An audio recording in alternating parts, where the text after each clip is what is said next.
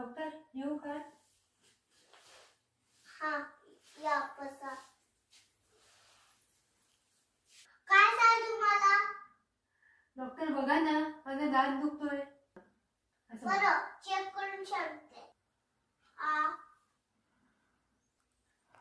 इथं दुखते का? नाही. इथं दुखते का? हा इथे दुखतोय डॉक्टर. तुमचं दात किल्लाय, आता तुमचं दात काढावं लागेल. बरं.